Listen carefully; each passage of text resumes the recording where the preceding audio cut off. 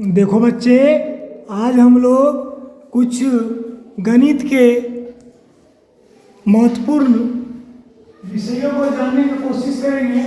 इसमें अपवर्तक, समापवर्तक और महत्तम समापवर्तक। महत्तम को इंग्लिश में एचसीएफ बोलते हैं। क्या बोलते हैं?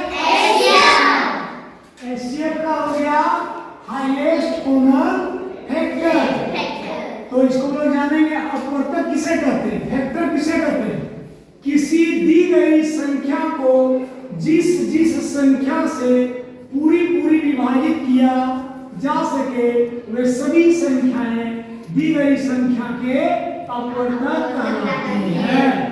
उदाहरण के द्वारा हम लोग इसको जानेंगे। संख्या 12 ले लेते हैं। कौन सी संख्या? 12। और 12 के जो अपवर्तक है उसे हम लोग देखते हैं। 12 को 1 से पूरी विभाजित कर सकते हैं, 12 को 2 से पूरी विभाजित कर सकते हैं, 3 से, 4 से, 6 से और 12 से भी 12 को पूरी विभाजित किया जा सकता है। इसलिए संख्या 1, 2, 3, 4, 6 और 12 ये सभी संख्याएं 12 के अपवर्तक होंगे, है ना।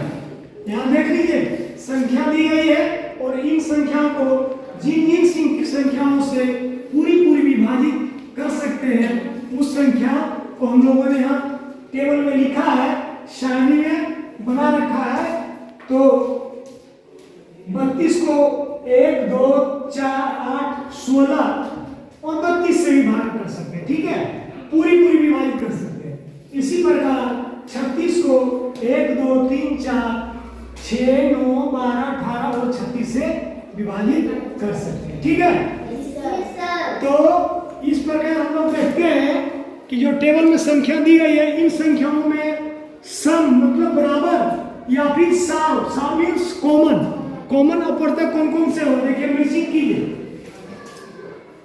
एक देखिए तीनों में है, 2 भी क्या है तीनों में, और 4, इसलिए 4 क्या हो गया? सम या साव कॉमन अपवर्तक हो गया। देखिए वहां लिखा गया है। इन तीनों साव अंतर या सम अपवर्तक में सबसे बड़ी कौन सी संख्या है? 4। इसलिए ये तीनों दी गई संख्याओं का जो हाईएस्ट कॉमन फैक्टर होगा, जो महत्तम समापवर्तक होगा, वो कितना होगा? 4 होगा। क्लियर? अब देखिए कुछ होमवर्क हम आप लोग को देते हैं कि निम्नलिखित संख्याओं के अपवर्तक लिखें। तो संख्या 24 का आप लोग लिख के लाएंगे, 34 का लिख के लाएंगे और इन दोनों संख्याओं का आपको अपवर्तक भी लिखना है और फाइनली महत्तम समापवर्तक भी निकालना है, एचसीएफ भी निकालना है, ठीक है। चलिए, तो धन्यवाद।